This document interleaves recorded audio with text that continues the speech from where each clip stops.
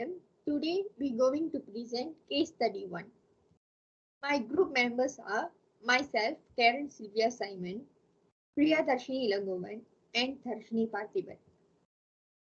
Cloud computing and Amazon Web Service. Introduction. Cloud computing is the on-demand delivery of IT resources over the internet with pay-as-you-go PC. Instead of buying, owning, and maintaining physical data centers and servers, you can access technology services such as computing power, storage, and database on and as needed, basic from a cloud provider like Amazon Web Services. Question 1.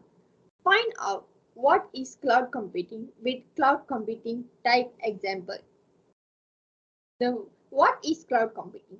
Cloud computing is the delivery of computing services over the internet to offer faster innovation, flexible resources, and economics of scale. Infrastructure as a services gives user cloud-based alternative to on-premise infrastructure so business can avoid investing in expensive on-site resources. Example, AWS EC2. The next thing is platform as a service. Vendor provides hardware and software tools over the internet and people use these tools to develop applications. First, users tend to develop example AWS Bento. Next is software as a service. Make software available to users over the internet, usually for a month subscription fees. Example, email server. Question 2. Describe 5 benefits of cloud computing. The first thing is security. Cloud computing offers great security when any sensitive data has been lost, as the data is stored in the system. It can be easily accessed even if sometimes happen to your computer. You can even remotely wipe out data from the lost machine for avoiding it getting in the wrong hand. The next thing is cost. The services are free for capital expenditure. These are no huge costs of hardware in cloud computing. You just must pay as you operate it and enjoy the model based on your subscription plan. The next thing is performance. Since most services are provided on demand, you can have huge amount of the computing resources available in a short time with great case and flexibility without expensive investments. Cloud computing service allow you to free up memory and computation power on your company individual computers. The next is reliability. The risk of data loss with cloud storage, the risk basically to exist all data is always available, even in the event of corporate device failure. Cloud service providers have data recovery procedure designed for every type of emergency scenario. Even on the cyber security front, cloud service providers can ensure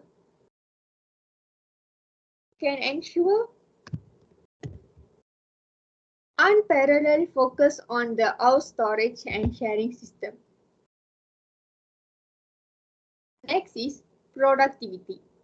Cloud computing reduces the time required to set up a local data center with different hardware and software configuration and a whole series of routine IT action. The next is question 3, which is explain why Disney Plus decided to use AWS as its preferred public cloud infrastructure. Public cloud is on-demand computing service and infrastructure are managed by a third-party provider and shared with multiple organizations using the public internet. Cloud service providers use groups of data centers that are partitionally into Disney Plus and share by tenants.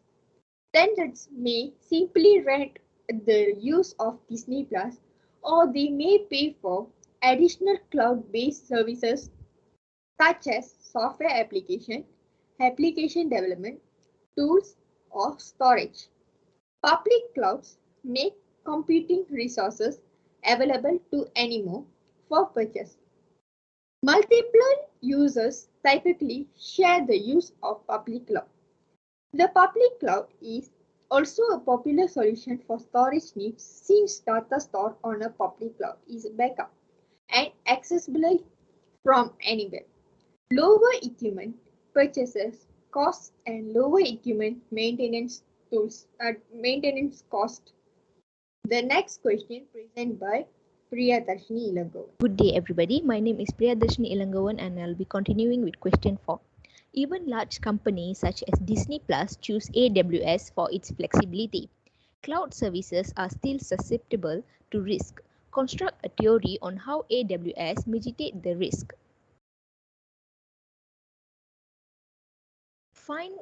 Find, classify and catalog sensitive and at-risk data. Automatically discover and classify sensitive personnel and regulated to get up and running with a cloud-hosted solution in minutes. Actionable security, privacy, and discovery finding, classify by regulation, type, and sensitivity, granular insight into open access permission, risk mitigation, and policy management. The next point is highlight vulnerable data. Get granular insight into open access permission based on data sensitivity and policy. Manage risk across your data and reduce risk of data leaks, breaches, and compromise critical data. Question 5. Relate how does virtualization work in a cloud computing environment. Virtualization is the creation of virtual server, infrastructure, devices, and computing resources. Virtualization changes the hardware-software relation and is one of the foundation elements of the cloud computing technology that help utilize the capabilities of cloud computing to the full.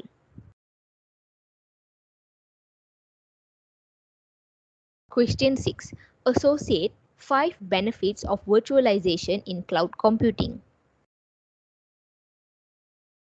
Desktop virtualization, administrative virtualization, application virtualization, storage virtualization, and OS virtualization. Hi, my name is Darshini. So today I'd like to present about the case study 1. So I'm going to explain the question 7. Question 7 states that describe the design concept of Amazon Web Services infrastructure to support cloud computing. So first is AWS Global Infrastructure. The AWS Global Infrastructure consists of multiple geographical locations which are called regions. AWS regions are divided up in availability zones, which consist of one or more physically separated data centers. These regions and availability zones provide a way to build highly available, fault-tolerant, and scalable infrastructure. Next is foundation services. Amazon Web Services defines 2 service layers, a bit more loosely than the standard IaaS and PaaS models. AWS Foundation Services is underlying layer of the AWS services, which includes all of the IaaS deliveries that AWS provides, as well as some services that fall squarely into the PaaS and even SaaS layers of cloud computing. AWS Foundation Services can be divided into the following functional group, which is network services, compute services, storage services, security and identity services, and end user application. Next is platform services. Platform services remove the need for organizations to manage the underlying infrastructure, which usually hardware and operating systems. It is allowed user to focus on the deployment and management of the applications. This helps user be more efficient about the resource procurement, capacity planning, software maintenance, patching, or any of other undifferentiated heavy lifting involved in our running your application. Next is question 8. Question 8 states that credentials are used to verify user identity and permission to access certain resources. Explain the root user credentials and IAM user credentials in Amazon Web Services. Root user credentials. The account owner allows full access to all the resources in the account. Next is can only use an AWS organization's service control policy, which is SCP, to limit the permission of the root user of the member account. And next is specific tasks that can be performed only by the root user. Next is IAM credentials. IAM credentials is can you securely control access to AWS services and resources for user in AWS account. Then next is create unique credentials for each user and define who has access to which resources if multiple users require access to our AWS account. Next is question 9. Question 9 says that find out how to perform creation of root user and IAM users credential in AWS. First of all, we have to visit the Amazon.com webpage in our browser. Then click sign up. The next is we have to fill up our root user email address and our AWS account name and click the verify email address. And the verification has been sent to our email address. After the code has been sent, we have to enter the verification code and click verify. Next is we have to create a new password for our AWS account, then click continue. Next is we have to fill up all our contact information such as our phone number, name, address, religion, and our city and postcode number, everything. Then click continue. Next is we have to fill out our billing information in order to purchase any of the services in the AWS account. We have to fill out the billing information such as like our credit card number or debit card number.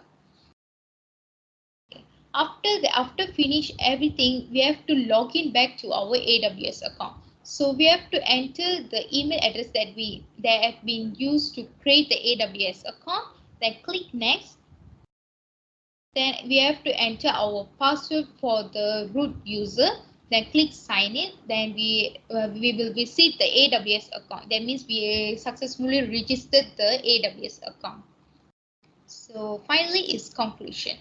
Conclusion says that the AWS well-architectured framework provides architectural best practices across the 5 pillars for designing and operating reliable, secure, efficient, and cost-effective systems in the cloud.